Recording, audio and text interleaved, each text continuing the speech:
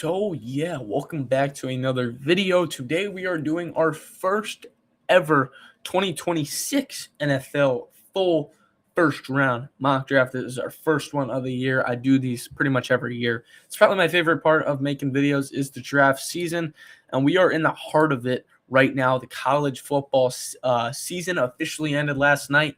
Indiana pretty much smacked down on Miami. Well, I wouldn't say smacked down. It was a close game. But it was pretty clear Indiana was probably going to take it all the way. Shout out Miami for a good run, though. But, yeah, NFL prospects can't really prove themselves much more. Obviously, pro days, but we've seen that has kind of been a little bit of a deke with the Zach Wilson situation a few years back.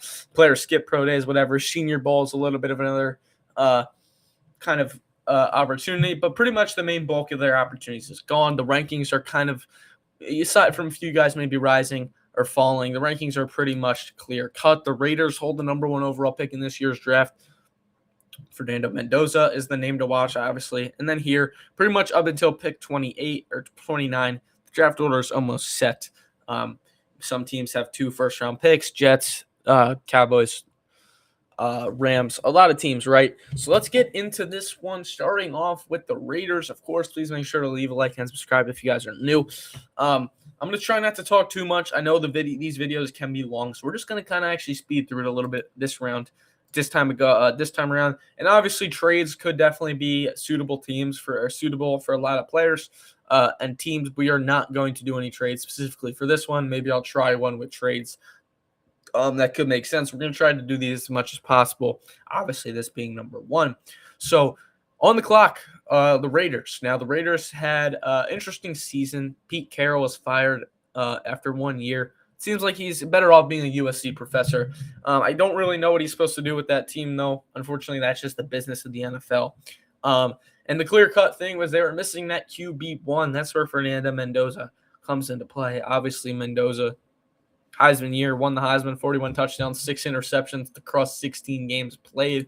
6'5", 225 pounds, redshirt junior. He's the move, right? He makes the most sense. You're going to finally get that guy that's going to be the lead signal caller for your team. You already have Ashton Jenney in the backfield from last year's draft, Brock Bowers from the year before that. They're building on the weapons. Years past, it's been a pretty bit of a rough one.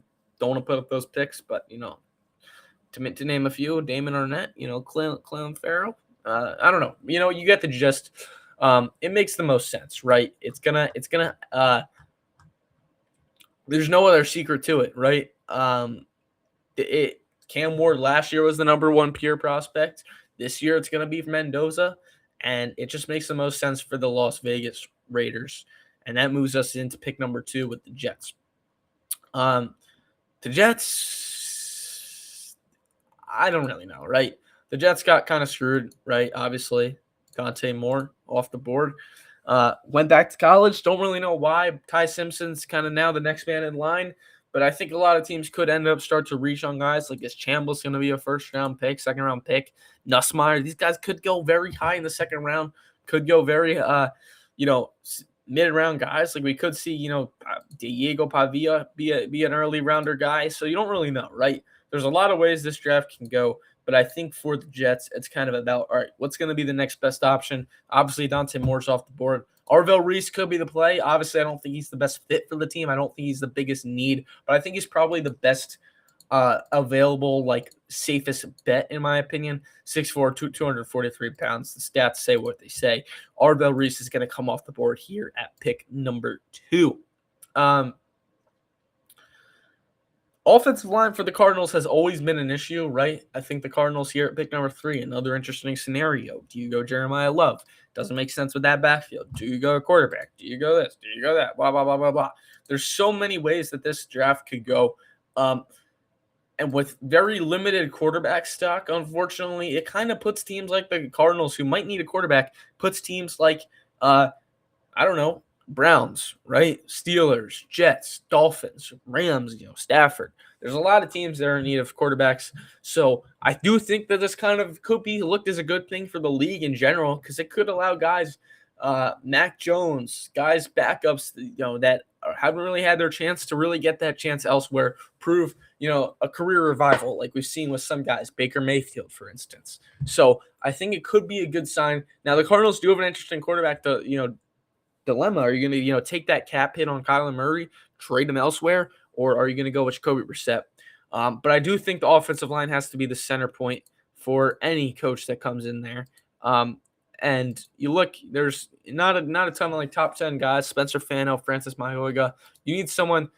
Jonah Williams going to hit free agency. Obviously, with Paris Johnson. But Kyler Murray, if he is that guy, he runs a lot. You need some good protection. I think Francis Mayorga, most proven guy, only 2 sacks on 1,034 snaps. It makes sense, right? And that'll move us on to the Tennessee Titans pick. Titans, another interesting team. Do you go a playmaker? You've got Cam Ward, Robert Saleh, new head coach coming into town. That stint, we've seen how it works. I'm not going to say it's a bad hire. Every person deserves a second chance. But, what's going to be their move, right? Robert Saleh's got to go in, and he's got to make sure he nails these draft picks. He has a good first impression on Titans fans and the Titans GM, front office, organization. Obviously, it all comes into play. But if I'm Robert Saleh, I am going to go with my best gut, my best defensive prospect that I think is going to add some firepower to this team. We've seen Jeffrey Simmons. Those days are kind of over. Obviously, you added some mix of young receivers in last year. You got Shamir DK, Alec Manor. I think one of those guys could probably end up develop. I think they're a little bare on the defensive side of things. I think it's between Ruben Bain and David Bailey here. Obviously, Ruben Bain, 12 sacks across 16 games.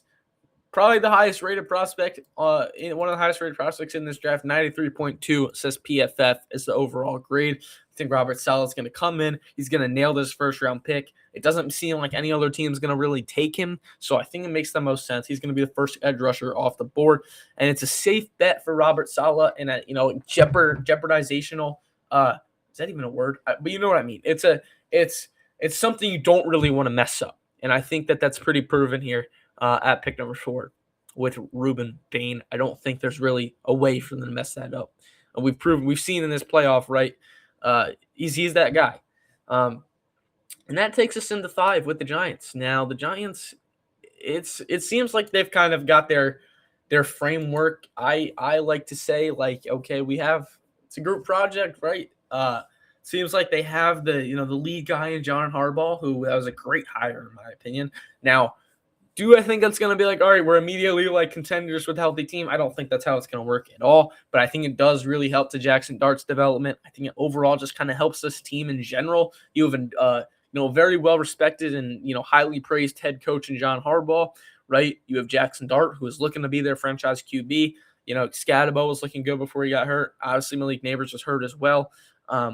Wan'Dale Robinson's a good wide receiver. So I don't really know if wide receivers to play, but it's kind of shaping up. I've seen a lot of mock drafts. It's shaping up like wide receivers probably going to be the move. Although it is possible, obviously Wan'Dale Robinson is a free agent. It's possible that he gets money elsewhere. I wouldn't be surprised if a team like the Raiders, you got Mendoza, you're going to throw out a target, a slant merchant in Wan'Dale Robinson. So it's possible wide receivers to move here. But the Giants, I think, you just get a few more guys. I don't know if defense is to play. It's a very good defensive team. Dexter Lawrence, obviously Brian Burns, Drew Phillips. Secondary is the secondary. I think it's kind of set in its ways. Tyler Nubin at safety, right? I think it kind of has its perks. I don't really know if you're going to go on that side of the ball here.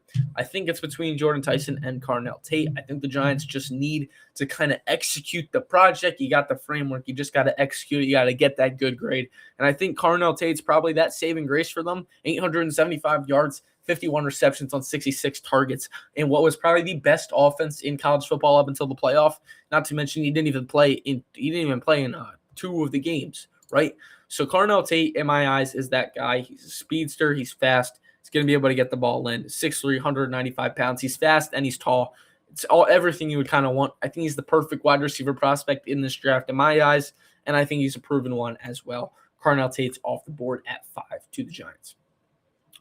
Moving on at 6 to the Browns. It's another interesting scenario here. Who's going to be the quarterback, right? I like you. offensive linemen, wide receivers. Those are your two things you're going to want, right? Obviously, guard, tackle. Those are two things you're going to need very well. Very much, right? And then you have quarterback is the big question mark. Is Shedeur Sanders going to be that guy? Kevin Stefanski out at head coach. He kind of went with Shedeur in those last few games, kind of trusted him. Dylan Gabriel, I don't really think that scenario is going to work out. It's probably between Deshaun Watson and Shedeur Sanders. But I think you're going to don't want to do that. I think we want to get those guys some weapons. Jordan Tyson's going to make the most sense here. I know he was a little banged up. Arizona State didn't have the season they wanted to have this year, but obviously he's from Colorado. You know, the roots are there. Jordan Tyson makes the most sense, and he's a pretty prominent receiver for this team.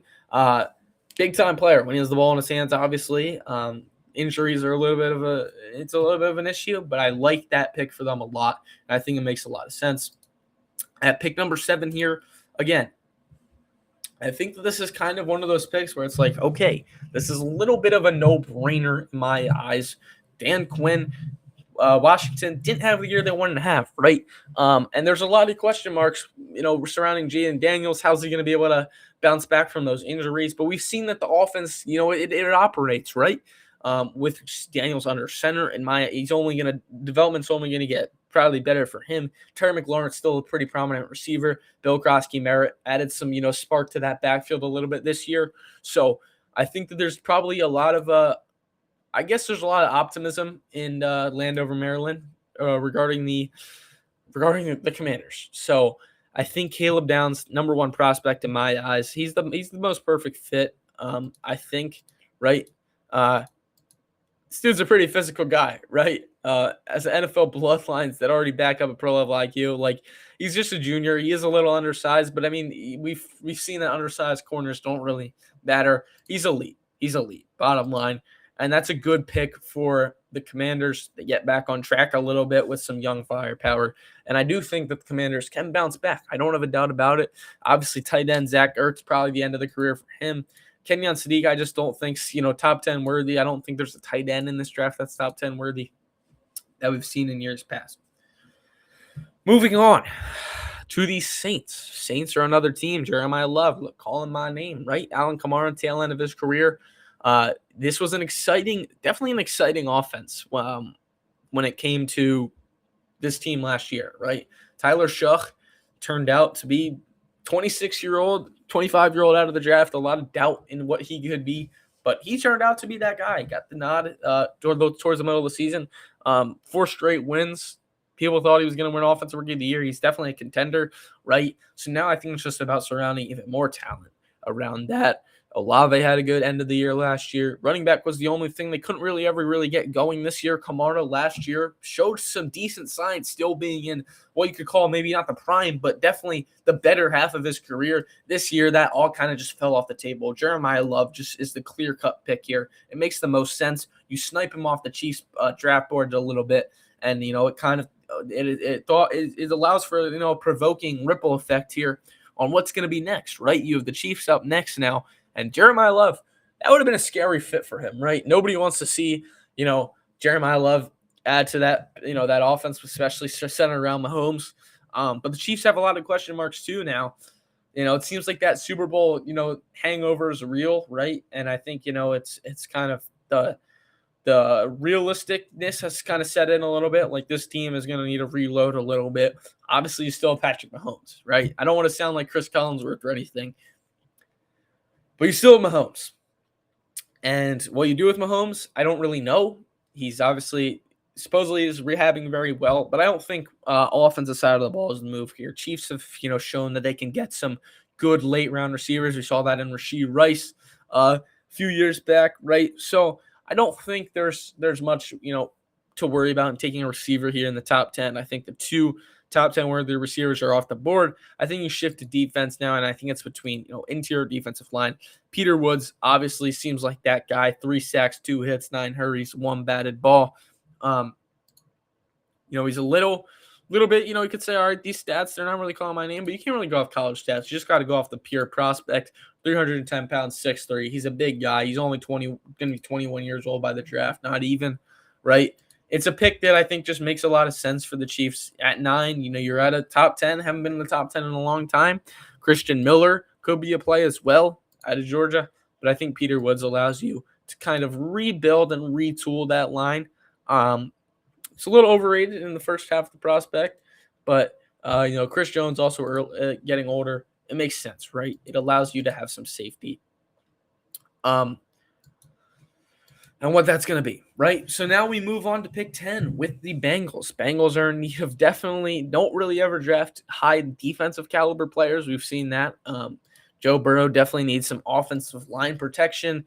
Is Vega Young going to fall off the board here? I don't really know. Allowed 4 hurries. Didn't even allow a hit or a sack in nearly 600 snaps, right? So he's a proven guy that you add some protection to.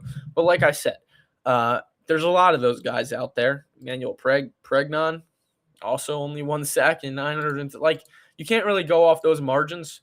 I think you really have to more go off of what's the need. Interior defensive line could be a need. Trey Hendrickson, obviously he's been wanting out of there for a really long time. Edge rusher could be a move. I don't really know. It's another one of those picks where you're going to have to be like, all right, who's the best available guy? Jermon McCoy was looking like a first-round pick in that 2024 tape with the 4 interceptions, but obviously sat out the entire season. So, you don't really know if you're going to be able to gamble on him like that again, obviously. And he's kind of undersized, 6 foot, 193 pounds. He's, the cornerback length, but obviously you can see those percentiles are kind of falling down a cliff over there a little bit. Caleb Banks is another guy where it's like, maybe this does fit for me. And he's risen a lot, his name in the draft board. Maybe this does fit for me a little bit. But again, I don't really know. He's a redshirt senior, hasn't played a lot. Is he really, top 10 worthy, like I said? So I think personally, you should go Mansour Delane here at LSU. Like I said, a corner could be the play, but I don't know how Jermon McCoy is. Mansour Delane, again, 4 interceptions as well. Played some receiver, makes sense. Now we move on to the Dolphins. And the Dolphins have another interesting scenario, right?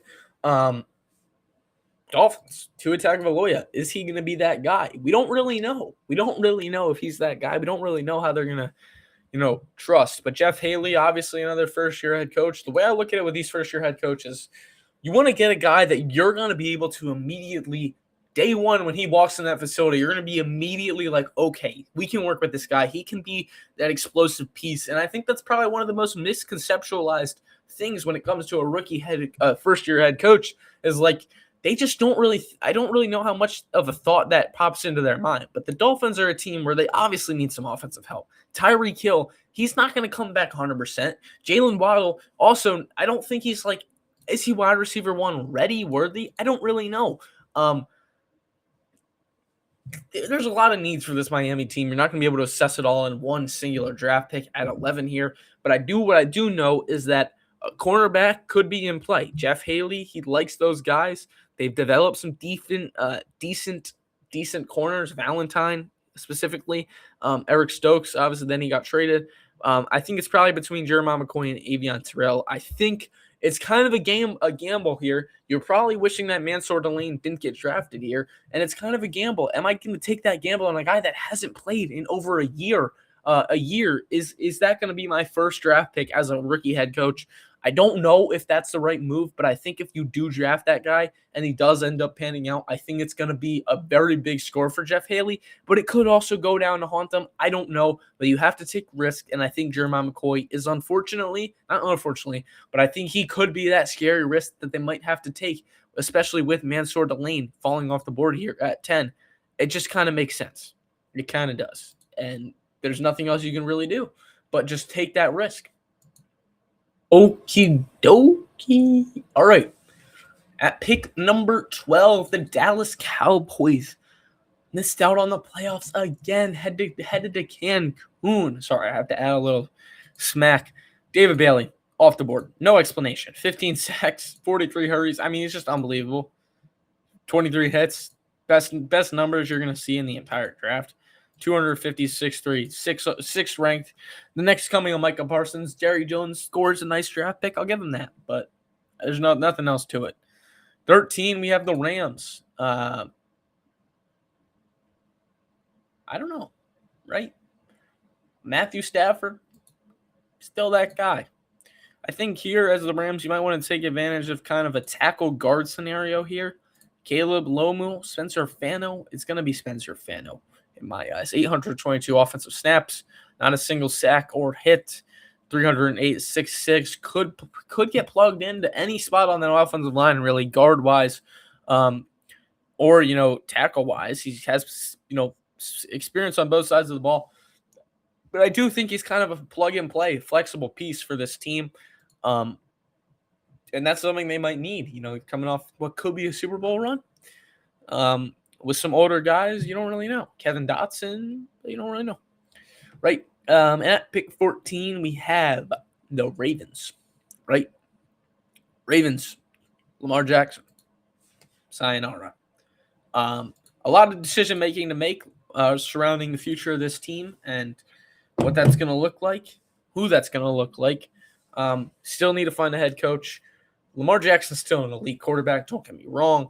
The offense, I think, is in need of severe help, though, and I think it specifically starts at the wide receiver position. I personally like Mekhi Lemon just because, okay, he's 195 pounds, 5'11".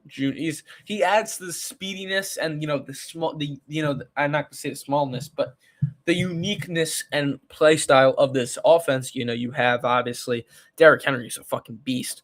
Then you have your quarterback, right, Lamar. But then you have Zay Flowers who had 1,000-yard receiving this year, and he's fast. He's a smaller guy. Mark Andrews, how long is he going to be there for? I think you add to that. You get Mekhi Lemon over in Baltimore. You add to that play style. You add to some more kind of energeticness of this team. Some people are saying he could go as high as pick 9. This guy could go anywhere, and I think it's a steal for them at pick 14. Now we move on to the Bucs. Lavonte David. First thing I look at Sonny Styles. He's the top guy on the board. He's just staring at me.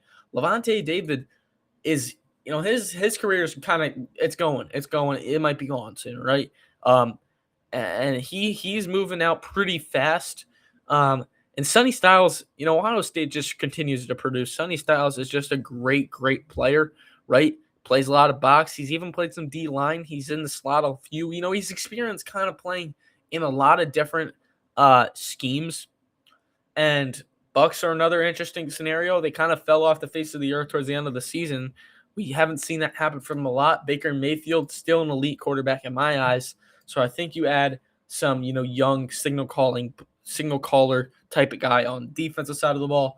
And you kind of evolve to the youngness of this team, which then brings up the Jets again.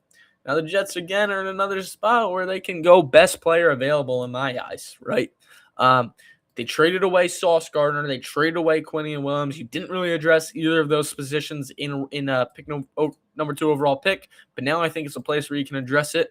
Interior defensive line, Caden McDonald, Caleb Banks, and then cornerback-wise as well, Avion Terrell, Colton Hood. Brandon Sisse's also been very, very I've seen his film. He looks really good, right? So, sorry, to drink. Dude, this thing fries your voice. So what's it going to be? And I do like Caden McDonald a lot. 12 hurries. Doesn't play a ton of snaps, but he's in the interior defensive line. You can get tired out pretty easily. 326 pounds. He's a junior. It makes sense. Caleb Banks, again, I just don't really know if you're ready to take that swing on him yet. Only played 3 games, and not to mention this dude's a redshirt senior. So I don't know. I think you need a young pick, right? Again, Aaron Glenn likes those defensive guys. Caden McDonald's going to add to that, defensive front that was kind of diminished. It's going to start to get rebuilt up.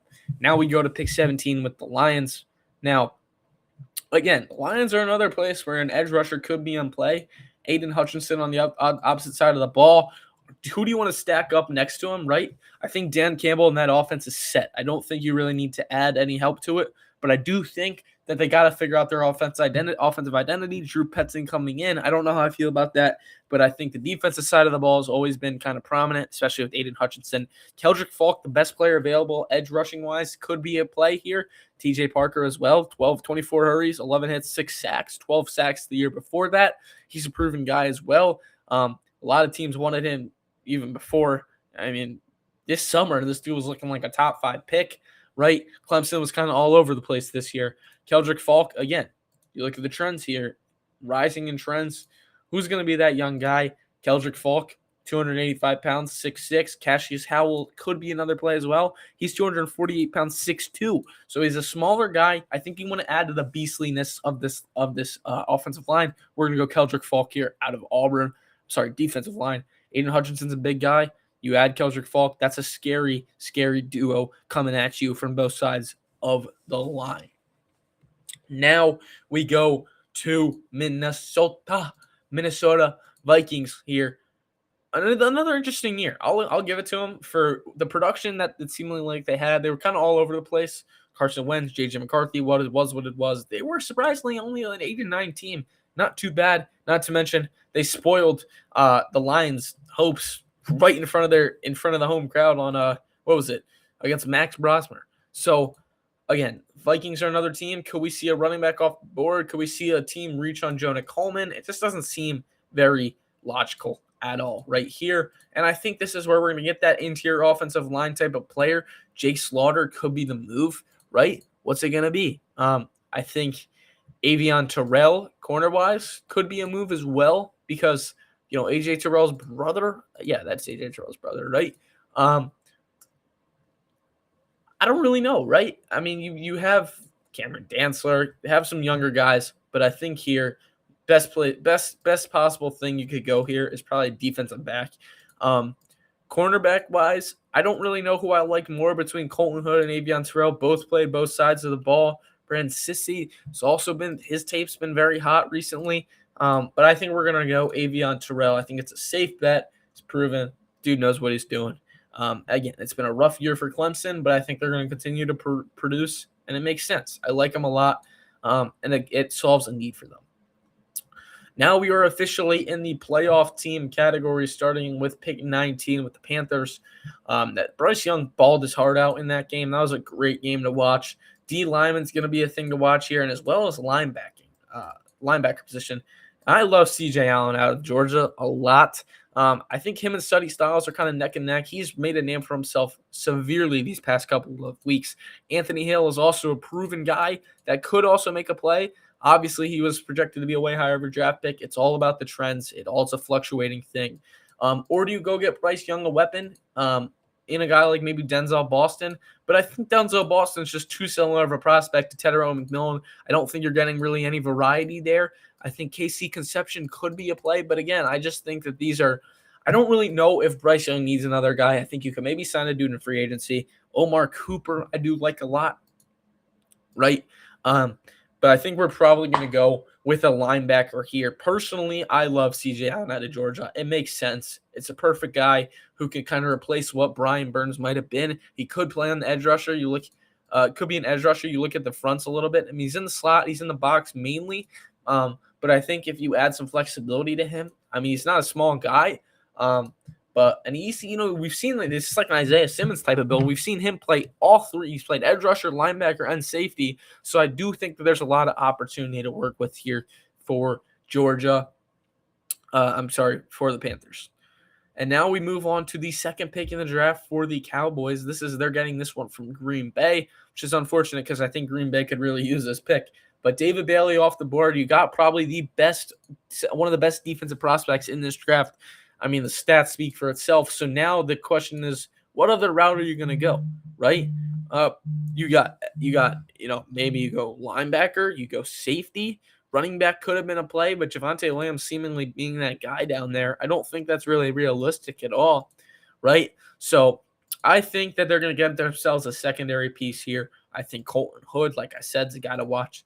Or a sneaky pick could be Dylan Thieneman. I don't know if he's really a first-round talent, but, I mean, you look at the grade, he's definitely up there. But I think we're going to just go cornerback-wise, best corner on the board, Colton Hood, who's going to be able to give you that protection. You see where he lines up a lot in the corner in the box. He's in the slot sometimes, right? But they haven't had that slot corner. Trayvon Diggs let go. It makes sense as a good replacement. Colton Hood off the board. At 21, Mike Tomlin resigned as head coach, right? And now we have a big question mark in Pittsburgh, and it's not a question mark you want to be a part of. They've had a tough. I'm not gonna lie. Pittsburgh hasn't really been able to be dominant in a long time, and I think that's where they kind of want to go, right? Aaron Rodgers is the big question mark. Like I said, this is another team where Ty Simpson could be the plug and play, or it could be like, okay, we're gonna do that thing that we've seen many teams do. We're gonna wait. We're gonna see what happens, right? Like I said, there's so many things you can do. I mean, Mike Tomlin's been there for nearly 2 decades, and we've seen that they haven't really drafted any QBs. It's kind of been really homegrown, as you would say, ever since Ben Roethlisberger left. So I think Ty Simpson, we don't see it a lot in Pittsburgh, but I think they're going to get their rookie QB. You saw Kenny Pickett. That scenario didn't work out. They've probably been a little scarred since, but I think Ty Simpson's probably your next best option, and he's going to be one of the more reliable options in this draft.